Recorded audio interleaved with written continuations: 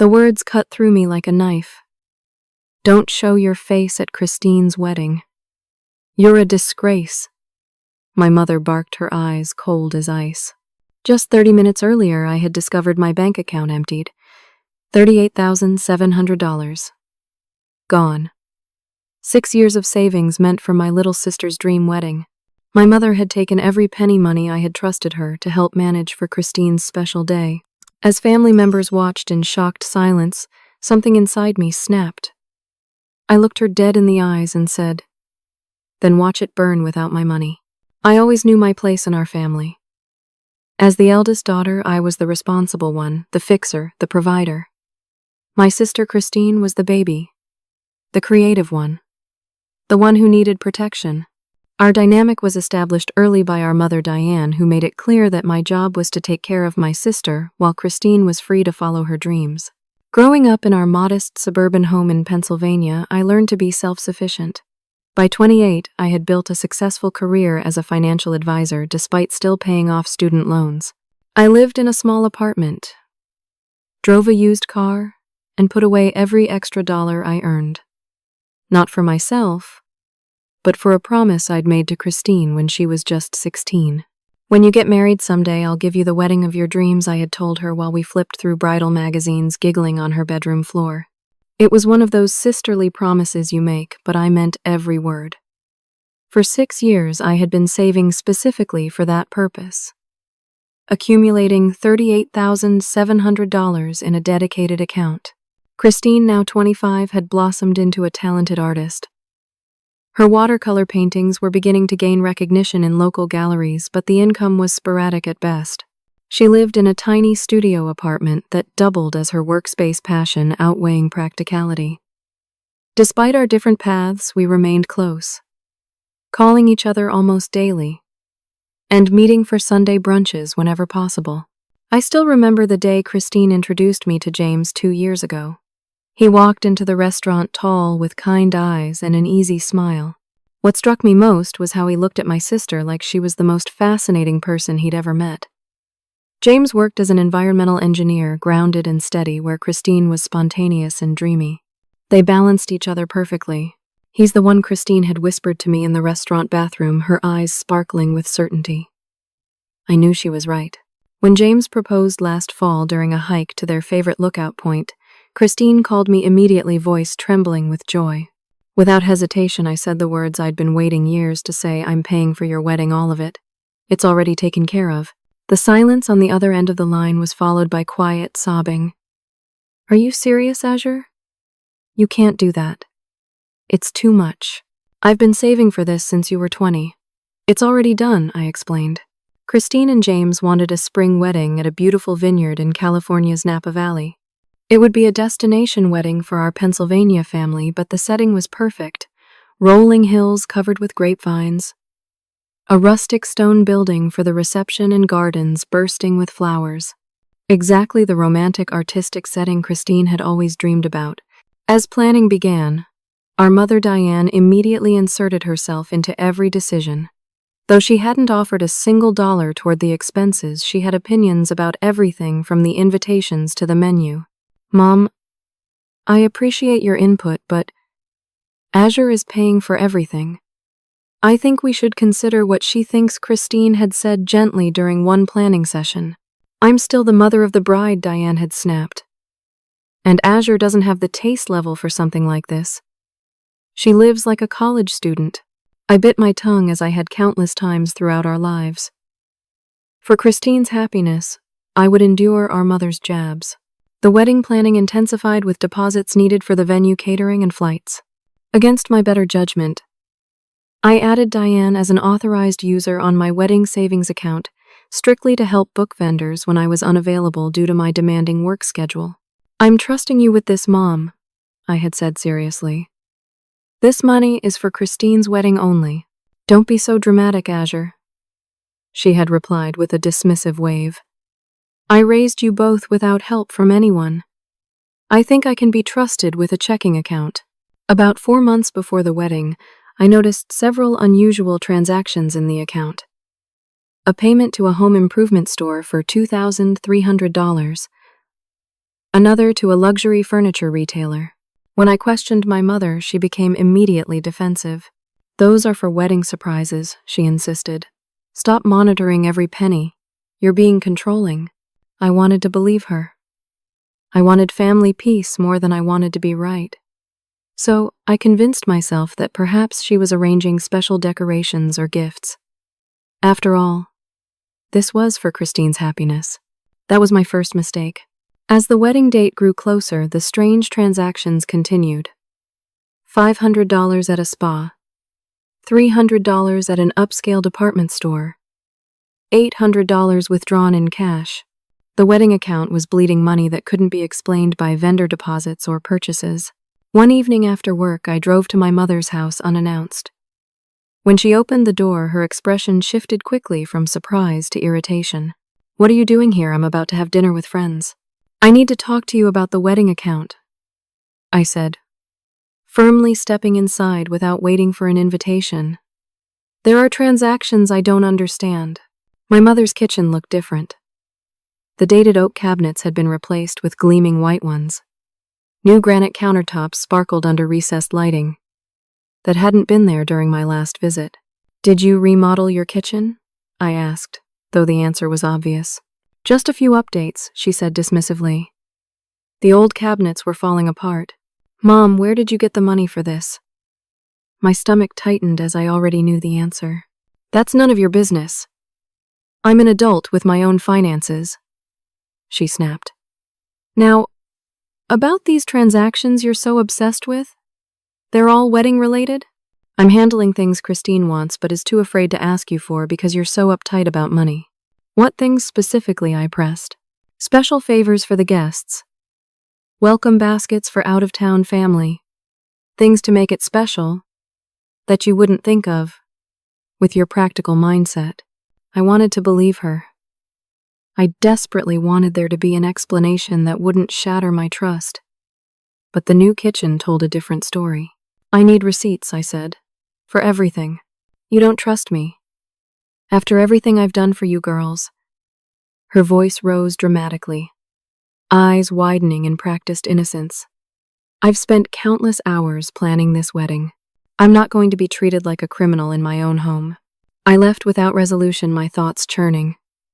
That night I combed through 3 months of bank statements. The truth was undeniable.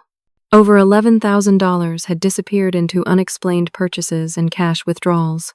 The next day, I called Christine and asked her to meet me for lunch. "Have you seen Mom's new kitchen?" I asked after we ordered. Christine looked uncomfortable. "Yeah, she said she got a great deal from a contractor who owed her a favor. And the new bathroom, the living room furniture. Azure." "What are you getting at?" Christine's voice had an edge of warning. I slid the bank statements across the table. "This is the wedding account, Christine. Look at these transactions. Mom has been taking money, your wedding money, and spending it on herself." Christine stared at the papers, her face paling. "There must be some misunderstanding. Mom wouldn't do that. I saw the kitchen with my own eyes. The bathroom, too.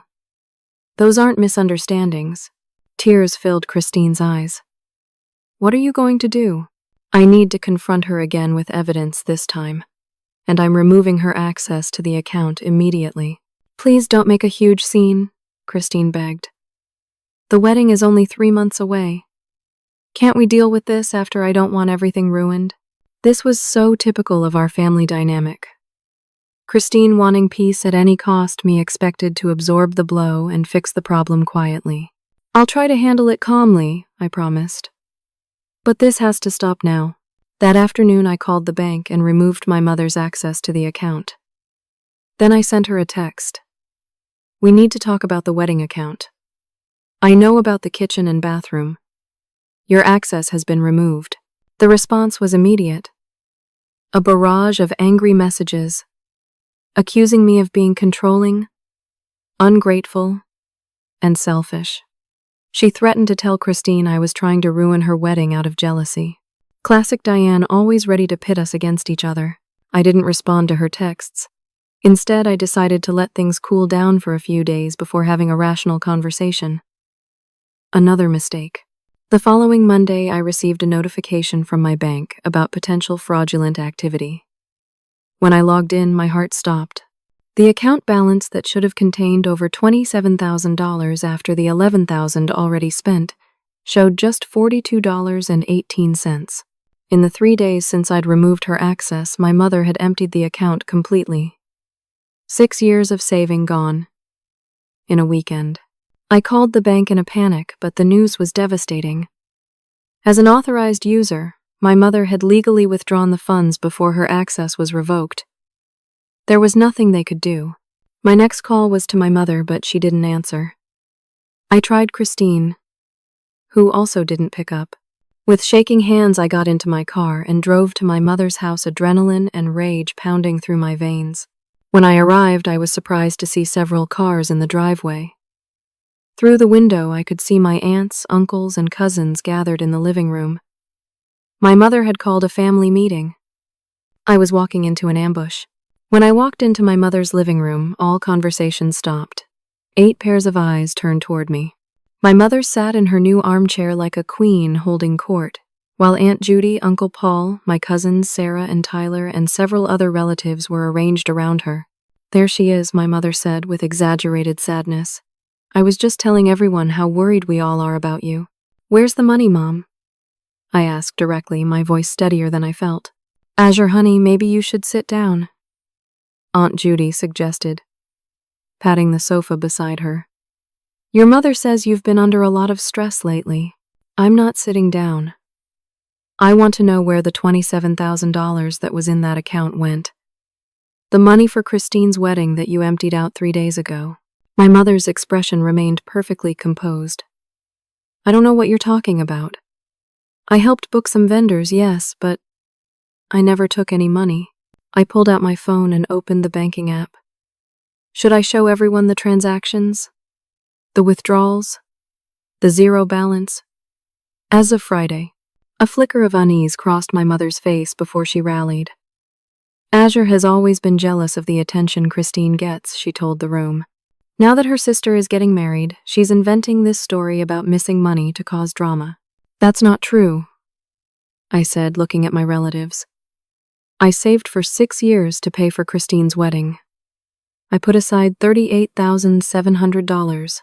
Mom had access to help with vendors, but she's been using it for home renovations and personal expenses." Uncle Paul cleared his throat uncomfortably. "Diane, is that true? Did you take Azure's money?" My mother's strategy shifted instantly. "I raised these girls by myself, after their father abandoned us," she said, voice trembling. "I sacrificed everything for them. That money wasn't just Azure's to control. I deserved some compensation for all I've done." The admission hung in the air. No one spoke. "You admit you took it?" I asked, needing to hear it explicitly. "I made some purchases, yes. For the house, for myself. I've earned it after all these years of putting you girls first. And the $27,000 that disappeared on Friday, after I revoked your access." At that moment, the front door opened, and Christine rushed in, eyes red from crying. "What's going on?" Mom called, and said you were having some kind of breakdown. "Your sister is accusing me of stealing," my mother said immediately. "She's trying to ruin your wedding because she can't stand not being the center of attention." "I'm not accusing," I corrected. "I have proof." Mom emptied the entire wedding account. Over $27,000 is gone. Christine looked between us, confusion and hurt washing over her face. "Mom, is that true?" "Christine, darling, it's complicated.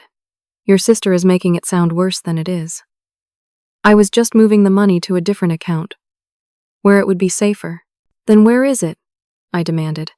"Transfer it back right now." My mother's facade finally cracked. "I can't," she admitted. "What do you mean you can't?" Christine asked, voice rising. "I invested it in a business opportunity. It's going to pay off big, but the money is tied up right now." "What business opportunity?" Uncle Paul asked. My mother's explanation was vague. Something about a friend's startup company, guaranteed returns. Perfect timing. The more she spoke, the clearer it became. The money was gone. So there's no money for the wedding? Christine asked quietly. We'll figure something out, my mother said dismissively. Maybe Azure can take out a loan since she's so concerned about it. The audacity of her suggestion left me speechless. I had worked overtime for years, sacrificed vacations, and a better apartment, all to save this money. You stole from me, I said. You stole from Christine. How can you possibly justify that? I gave you life. My mother snapped, her mask of reasonableness falling away completely. Everything you have is because of me. That doesn't give you the right to take my money.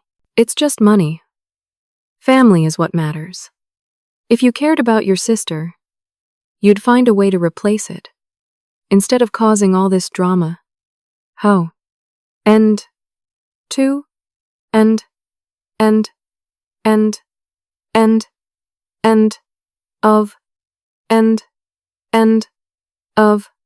of. Christine started sobbing. I never wanted a big, expensive wedding anyway. This is too much. Maybe James and I should just elope. No, my mother said sharply. We're having the wedding as planned. Azure will figure out the money part if she really loves you. That was when something in me broke. 6 years of saving. A lifetime of being the responsible one. The one who fixed everything, who absorbed the blows to keep the peace. All while my mother took and took and took.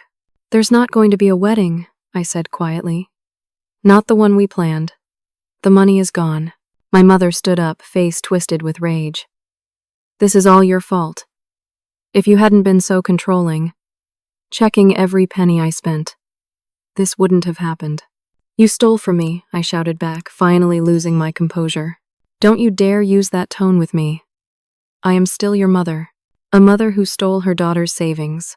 The room had gone silent, everyone watching our confrontation like a tennis match. My mother seemed to realize she was losing the audience. She looked around at the family members, many of whom were avoiding her gaze now.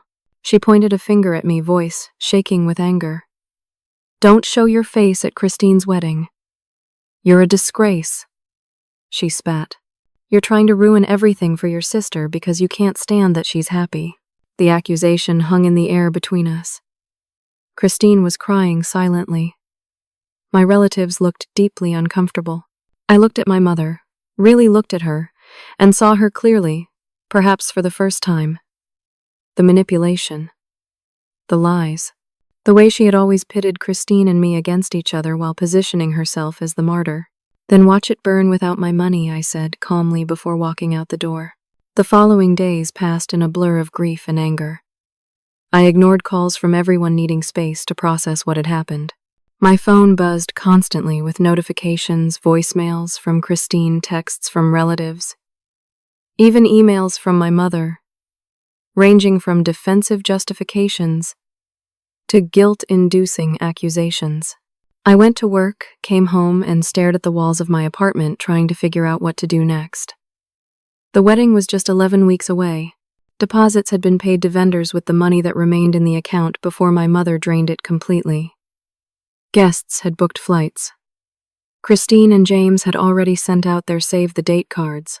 On the third day, someone knocked on my apartment door. I opened it to find James, Christine's fiancé, standing in the hallway with a concerned expression. Can I come in? He asked. I nodded and stepped aside, grateful that at least he had come in person rather than adding to the barrage of messages. Christine is a mess, he said after sitting down at my small kitchen table. She wants to talk to you, but she's afraid you blame her for what happened. I don't blame Christine, I said immediately. This is Mom's doing, not hers. James nodded. I agree. But Christine is caught in the middle. She feels torn between you and your mother. Has Mom returned any of the money? I asked, though I already knew the answer. No. She keeps talking about this investment that's going to pay off any day now, but it sounds sketchy. Christine asked to see paperwork, bank statements, anything to prove the money isn't just gone and your mom had a meltdown.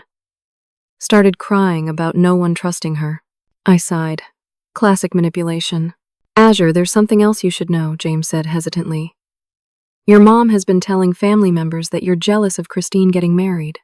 That you've always resented her for being more creative and popular, and now you're using the money situation to sabotage the wedding.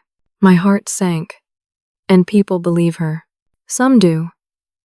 Your Aunt Judy has been particularly vocal about how selfish you're being. But others are skeptical. Your Uncle Paul called me yesterday, asking for my take on things. I put my head in my hands. This is exactly what she wants. To turn everyone against me so no one looks too closely at what she did. I know, and Christine knows too deep down. But she's afraid to stand up to your mom. Always has been. Looking at James's sincere face, I felt a rush of gratitude that my sister had found someone who truly understood the family dynamics. What does Christine want to do about the wedding? I asked. She says she doesn't care anymore, that we should just go to the courthouse. But I know that's not true. She's dreamed about this wedding for years. We sat in silence for a moment. Your mom has always done this, hasn't she? James asked. Played you two against each other. I nodded.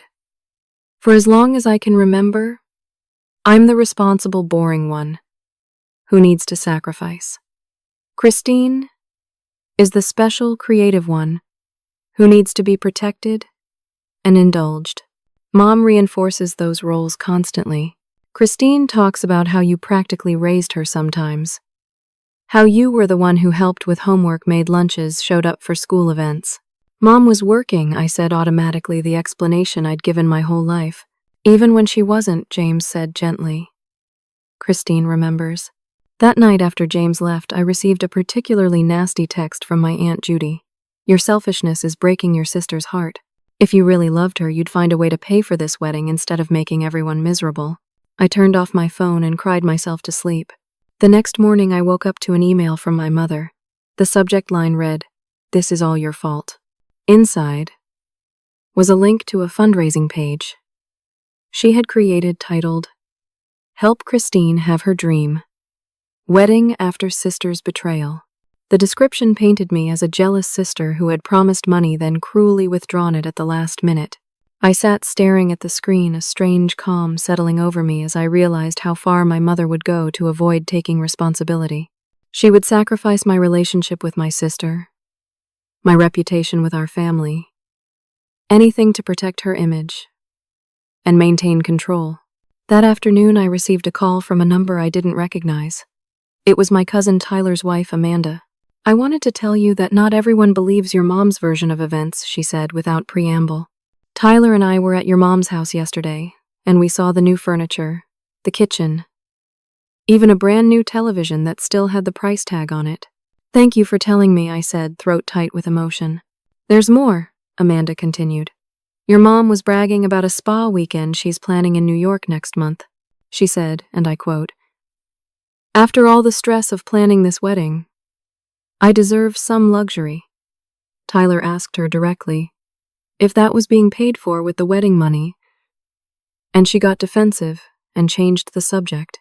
By the end of the week, I had received 3 more calls from family members expressing doubts about my mother's claims. But Christine remained silent, caught between loyalty to our mother and her knowledge of the truth. Then came the most devastating blow. My cousin Sarah forwarded me a text from my mother. "Azure is jealous because Christine has always been more beautiful and talented. She never wanted Christine to get married before her. Trust me, she's secretly relieved the wedding might be cancelled. She's always been cold and calculating." The words were designed to wound, to reinforce the narrative that I was the villain. And despite knowing better, they cut deep. Was that really how my mother saw me? Cold and calculating after everything I had sacrificed. That night, I received my first text from Christine in days. "I don't know what to do anymore. Mom says if I talk to you, I'm betraying her. But if I don't talk to you, I'm betraying you. I just want this nightmare to end." I stared at my sister's words, seeing the impossible position she was in. My mother had always excelled at creating no-win situations, forcing us to choose sides while she remained the injured party no matter what. It was time to break the cycle. After 10 days of virtual isolation, I called Christine and asked her to meet me at our favorite coffee shop, neutral territory away from our mother's influence. When she walked in, I barely recognized her. My vibrant artistic sister looked exhausted, her usual glow dimmed by stress and conflict. "Thank you for coming," I said, as she sat down across from me. "I've missed you," she replied, simply eyes filling with tears. "I've missed you too. And I'm sorry I went silent. I needed time to think." Christine nodded. "I understand. Mom's been impossible. She's telling everyone different stories. To Aunt Judy, she says, 'You're jealous.' To Uncle Paul, she says, 'You misunderstood. And the money is coming back soon.' To James's parents, she says, 'I never wanted a big wedding anyway.' And what does she tell you?" I asked. Christine looked down at her coffee. "That I should be grateful to her for trying to save my wedding after you abandoned me. That if I side with you, I'm ungrateful for everything she's done for me." "And do you believe her?" "No," Christine whispered. "But it's still hard to stand up to her. It always has been." I reached across the table and took her hand. "I know. She's trained us both to keep the peace at all costs. Anne and me. And of Kate. And of Carl." "What are we going to do about the wedding?" Christine asked the question that had been hanging between us. "I want to ask you something first, and I need you to be completely honest," I said. "Did you actually want the big destination wedding in Napa? Or was that Mom's idea?" Christine was quiet for a long moment. "I liked the idea of getting married somewhere beautiful," she said carefully. "But the truth is, most of the details, the expensive venue, the elaborate dinner, the designer dress, those were all Mom's suggestions. She kept saying we needed to impress everyone, show the family how successful we are. What would your perfect wedding look like? If Mom wasn't involved at all." A small smile touched Christine's lips. "Something smaller. More intimate. Maybe outdoors with simple decorations. Good food, people we actually care about. James and I talked about a backyard wedding before Mom got involved. What if we could still have that?" I suggested.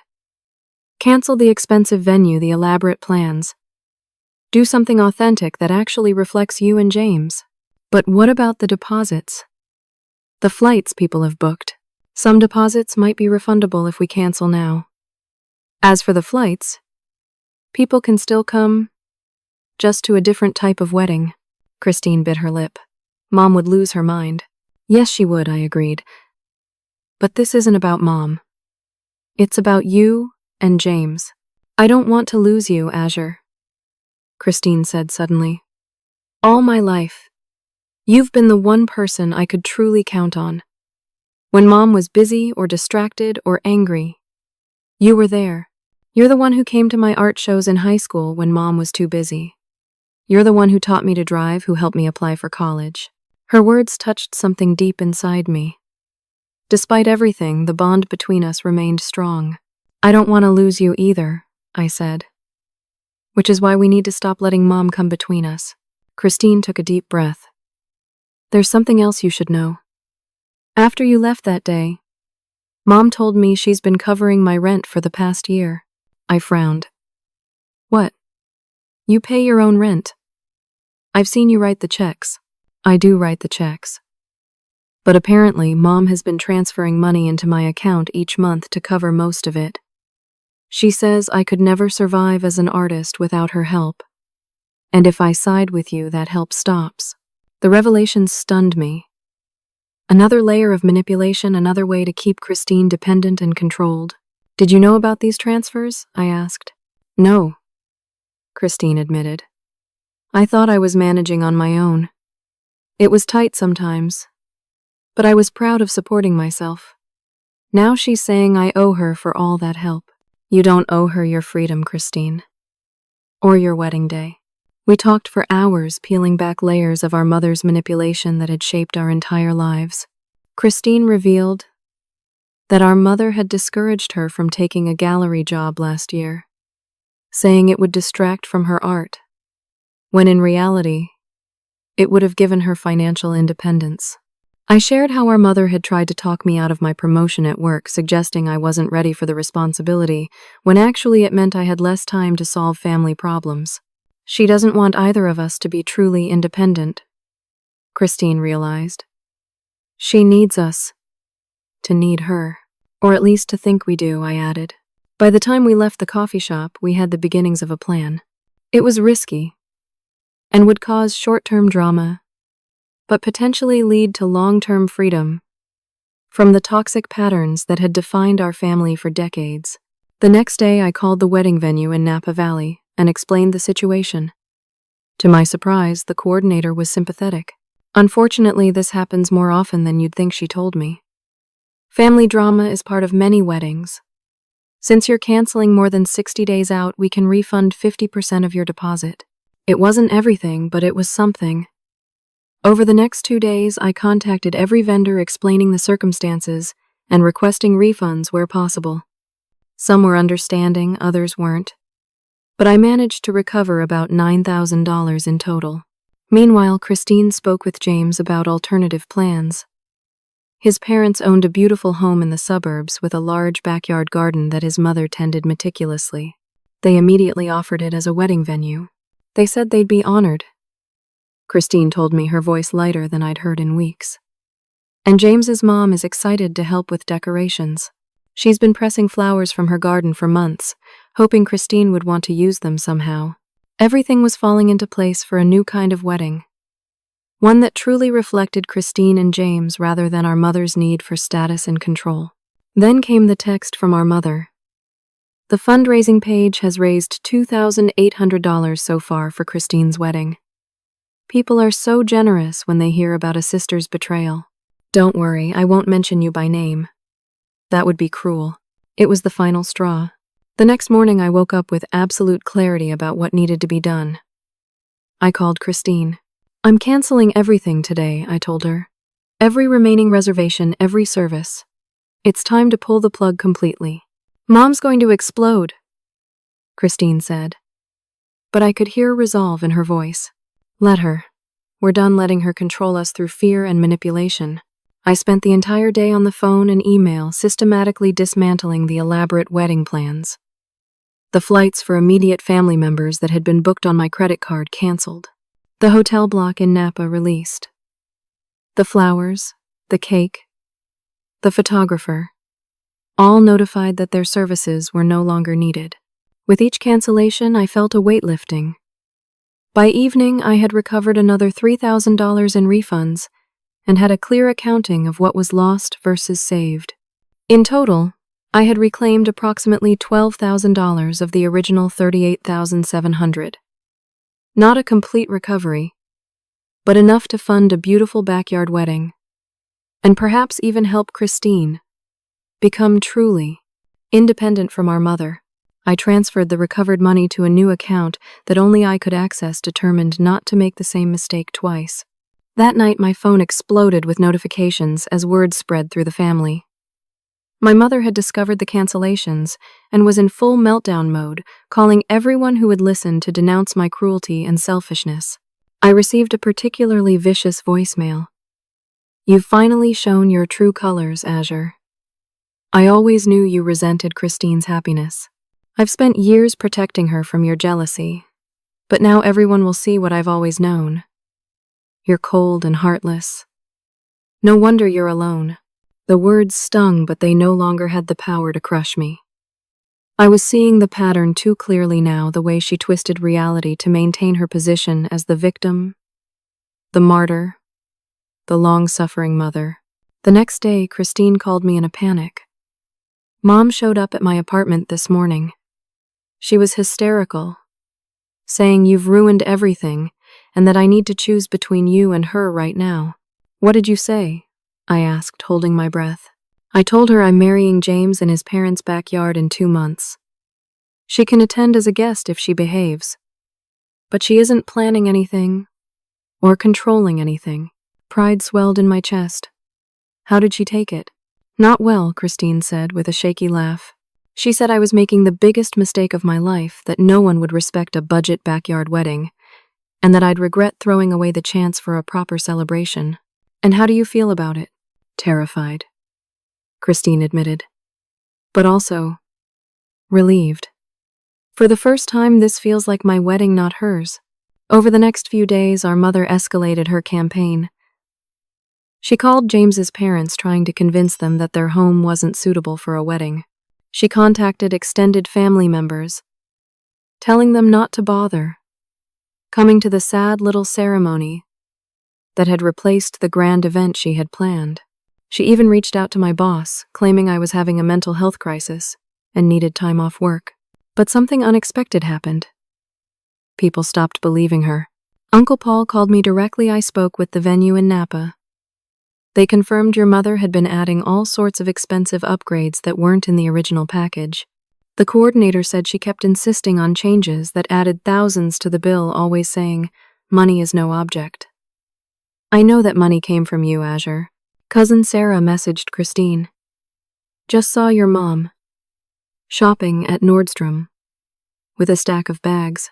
When Aunt Judy mentioned the wedding drama, your mom said, and I quote, 'What Christine doesn't understand is that I deserve nice things after raising 2 ungrateful daughters alone.'" Sarah had recorded the conversation, suspicious of my mother's stories. Even Aunt Judy, my mother's strongest ally, began to doubt. "Diane's stories keep changing," she told me, when she called to apologize for her earlier messages. First, the money was in an investment. Then it was spent on wedding necessities. Now she's saying she earned it for all she's done for you girls. It doesn't add up. The most surprising support came from my father, who had left when Christine was just 3 years old. He had maintained minimal contact over the years, sending birthday cards and occasional phone calls. I hadn't told him about the wedding drama, but apparently my mother had reached out to him demanding he contribute financially to save Christine's wedding after Azure's betrayal. He called me for the first time in years. "Your mother pulled the same financial manipulation when we were married," he said. "It was one of the reasons I left, though. That doesn't excuse my absence in your lives. I should have fought harder to stay connected to you girls, to protect you from her patterns." The conversation was healing in ways I hadn't expected. Not a complete reconciliation, but a step toward understanding. 2 weeks after we had canceled the Napa wedding, Christine and I met with James and his parents to plan the backyard ceremony. Their garden was truly beautiful, mature trees providing dappled shade, perennial flowers, creating natural color. A stone patio that would be perfect for dancing. "We can set up the ceremony here," James's mother suggested, pointing to a spot beneath a flowering dogwood tree. "And the reception on the patio. We don't need fancy rentals, we have enough tables and chairs between our friends and family. For decorations, I thought we could use Christine's watercolors as table centerpieces." Christine's eyes lit up at the suggestion. For the first time in months, I saw my sister's genuine excitement about her wedding day. As we planned, my phone buzzed with a text from my mother. "You won. Are you happy now? Christine's wedding is ruined, and everyone blames me. I hope you can live with yourself." I showed the message to Christine, who read it and sighed. "She still doesn't get it, does she? This isn't about winning or losing. It's about being true to ourselves." "Should I respond?" I asked. Christine shook her head. "She wants to pull you back into the drama. Don't give her what she wants." My sister was right. Instead of responding to our mother, I focused on helping create the authentic celebration Christine and James deserved. I used some of the recovered money to hire a local caterer known for farm-to-table cuisine, much more aligned with the couple's values than the formal dinner our mother had insisted upon. Christine found a simple, elegant dress at a boutique for a fraction of the cost of the designer gown our mother had pressured her to order. Word spread about the new wedding plans. To our surprise, almost everyone who had been invited to the Napa event expressed enthusiasm about attending the backyard ceremony instead. Several relatives even offered to help with preparations, turning it into a true family effort minus our mother's controlling influence. 3 weeks before the wedding, we had another family gathering, this time at James's parents' house, to discuss final details. The atmosphere was completely different from the ambush at my mother's home. People were laughing, sharing ideas, offering genuine help. My mother had been invited, but predictably declined with a martyred message about not being wanted. What was unpredictable was how little her absence affected the joy of the planning session. As the meeting wound down, Uncle Paul pulled me aside. "Your mother called me yesterday," he said quietly. "She was asking for a loan. said she had unexpected expenses and was in a tight spot. Did you give her money? I asked. He shook his head. No. I asked direct questions about what happened to your wedding savings and she hung up on me. Azur, I think she may have financial problems beyond what she took from you. His words stayed with me. Had my mother's theft been driven by more than just her usual entitlement and control issues? Was she in some kind of financial trouble she hadn't disclosed? I decided to do some investigating. Through family connections, I learned that my mother had taken out a second mortgage on her house 6 months earlier. She had also maxed out 3 credit cards and taken a personal loan from her bank. The picture became clearer. My mother had been living beyond her means for years, maintaining appearances while sinking deeper into debt. The wedding account had been too tempting a solution to resist. Understanding didn't excuse her actions, but it helped explain the desperation behind her escalating behavior. The day before the wedding, Christine received a text from our mother, "I'll be there tomorrow. I'm still the mother of the bride. I expect to be treated with the respect I deserve." Christine showed me the message, concern clouding her face. What should I do? I don't want drama at my wedding. But she is my mother. After much discussion, we decided to allow her to attend with clear boundaries. She would be seated with other guests, not in a special place of honor. She would not be making a speech. And at the first sign of drama or manipulation, Uncle Paul and Aunt Judy would escort her out. "Are you sure you want to take this risk?" I asked Christine. "I'm not doing it for her," my sister said with newfound strength. "I'm doing it for me. I don't want to look back on my wedding day and have regrets about excluding my own mother, no matter how difficult she is. But I'm not giving her power over this day either." I hugged my sister tightly, amazed at her growth and wisdom. The morning of Christine's wedding dawned clear and perfect. Sunlight filtered through the trees in James's parents' backyard, casting dappled patterns on the grass where white folding chairs had been arranged in neat rows. Wildflowers and Christine's framed watercolor paintings decorated every surface. The atmosphere was intimate, artistic, and genuine, exactly what the couple had wanted all along. I helped Christine get ready in an upstairs bedroom that had been transformed into a bridal suite. As I fastened the delicate buttons on her simple lace dress, I saw tears in her eyes. Having second thoughts, I asked gently. "No," she smiled through her tears. "I'm just so grateful. This is exactly the wedding I wanted." I didn't even realize how much Mom's version had overshadowed my own wishes until it was gone. "You look beautiful," I told her truthfully. The understated dress suited her perfectly, accentuating her natural grace without overwhelming it. "None of this would have been possible without you," Christine said, turning to face me. "Not just the financial part, though, that was enormous. You gave me the courage to stand up for myself, to choose what I really wanted." "You always had that courage," I told her. "You just needed permission to use it." We heard cars arriving downstairs, guests beginning to gather in the backyard. Through the window, I spotted our mother stepping out of her car, wearing an inappropriately formal gown that looked wildly out of place among the garden casual attire of the other guests. Uncle Paul immediately went to greet her, no doubt, reminding her of the boundaries we had established. "Is she behaving?" Christine asked anxiously. "So far," I replied. "Uncle Paul's with her." Christine took a deep breath. "Let's not let her dominate our thoughts today. This is about James and me, not Mom." The ceremony was everything Christine and James had wanted: personal, meaningful, and authentic. They wrote their own vows, simple promises of partnership and support that brought tears to everyone's eyes. James's father played guitar while they exchanged rings. When the officiant pronounced them, husband and wife, butterflies seemed to appear from nowhere, dancing around the flowering dogwood tree, as if nature itself was celebrating their union. Our mother sat stiffly in the back row, her expression unreadable behind large sunglasses. She hadn't made a scene during the ceremony, which was the most we could have hoped for. The reception began with a casual buffet lunch featuring local seasonal foods. Tables were arranged on the stone patio, each centered with one of Christine's landscape paintings, scenes that held special meaning for the couple. The bar served craft beer from James's favorite local brewery and wine from a small family vineyard. I was helping distribute champagne for toasts when I noticed my mother cornering Christine near the gift table. I moved closer, ready to intervene if necessary.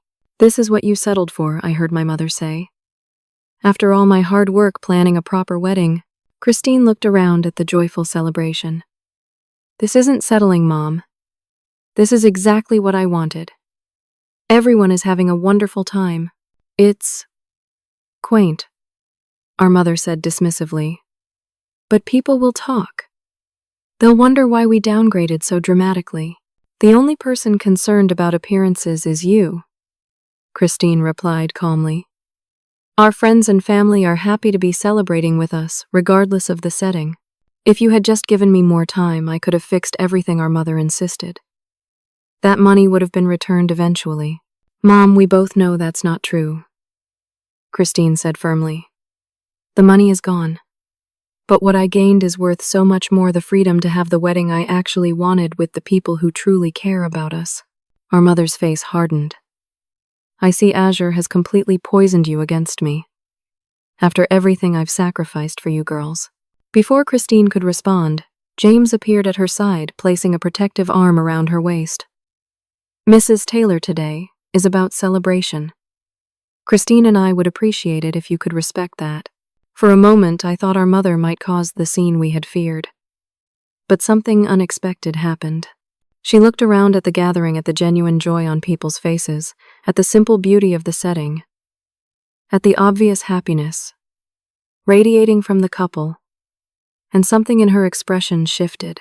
"Fine," she said finally. "It's nice in its own way, I suppose." It wasn't an apology or even a compliment, but coming from our mother, it was a concession nonetheless. The reception continued with toasts from friends and family. Uncle Paul raised his glass and said, "To Christine and James, who reminded us all that love doesn't need extravagance to be beautiful, and to Azure, whose generosity and courage made this day possible in more ways than one." I hadn't expected to be mentioned, and tears pricked my eyes as guests raised their glasses in my direction. Christine mouthed thank you from across the patio. As the afternoon wore on, our mother kept largely to herself, making occasional stilted conversation with relatives, but creating no drama. Near the end of the reception, she approached me as I was refilling water pitchers. "So this is what $12,000 buys these days," she said, gesturing around the backyard. I met her gaze steadily. "This is what love and authenticity look like, Mom. No price tag required." "You're still angry about the money," she observed. "I'm sad about the breach of trust," I corrected her. "The money was just the symptom of a much deeper problem." She looked away, uncomfortable with direct honesty as always. "I may have made some mistakes," she admitted reluctantly. "Things have been difficult, financially. Not that you or Christine ever asked or cared. We would have cared if you had been honest instead of stealing and manipulating," I told her. For a brief moment, I thought I saw genuine regret in her eyes. Then she straightened her shoulders. "Well, it's done now. Christine seems happy enough with this arrangement. I suppose that's what matters." It wasn't the emotional reckoning I had sometimes imagined, but it was perhaps the most self-awareness my mother had ever shown. Small progress, but progress nonetheless. As the sun began to set, casting a golden glow over the garden, Christine and James shared their first dance on the stone patio. Their happiness was palpable, their movements in perfect harmony. Looking at them, I felt a profound sense of peace. The journey had been painful and costly, but the destination was worth every step. Later, as guests began to depart, Christine found me by the dessert table. "I can't believe it's almost over," she said, leaning her head on my shoulder. "It was perfect. Azure. Better than I ever imagined." "I'm so happy for you," I told her. "You and James deserve every happiness." "What about you?" she asked. "After everything you've sacrificed, what's next for Azure?" I hadn't given much thought to my own future. So focused had I been on resolving the wedding crisis. "I don't know yet, but I think it's time I started living for myself a little more." You should use what's left of the money, Christine said suddenly. Take a trip. Redecorate your apartment, something just for you. I smiled at my sister. That money was always for your wedding. And it was. The wedding I actually wanted. Not Mom's fantasy. There must be some left over. She was right. After all, expenses about $4,000 remained from what I had recovered. Maybe I will take a trip, I said thoughtfully. I've always wanted to see Japan in cherry blossom season. As the evening wound down, I noticed our mother preparing to leave. Christine went to say goodbye, and I watched from a distance as they shared an awkward hug. It wasn't complete reconciliation, but it wasn't total estrangement either. Healing would take time if it came at all. 3 months after the wedding, my mother reached out with a surprising request. She wanted to meet with both Christine and me to discuss family matters. We agreed with trepidation meeting at a neutral restaurant downtown. I've been seeing a therapist, she announced without preamble once our drinks arrived. My doctor suggested it for my blood pressure.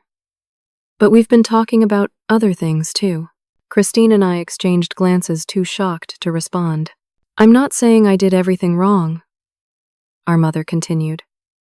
But I'm beginning to understand that some of my behaviors haven't been healthy for any of us. It wasn't a full apology or acknowledgement, but coming from a woman who had never admitted fault in her life, it was remarkable. I can't pay back the money right now, she said. But I've listed my house for sale. It's too big for just me anyway. Once it sells, I plan to return what I took from you, Azure. Thank you, I said simply. That means a lot. The conversation that followed was awkward but genuine. Perhaps the most honest exchange we had ever had as a family. There were no dramatic revelations or tearful reconciliations, just small steps toward a healthier relationship. As Christine and I walked to our cars afterward, she linked her arm through mine. Do you think she's really changing? She asked. I don't know, I answered truthfully. But I think she's trying, and that's something I never expected. I learned something important from all of this, Christine said thoughtfully.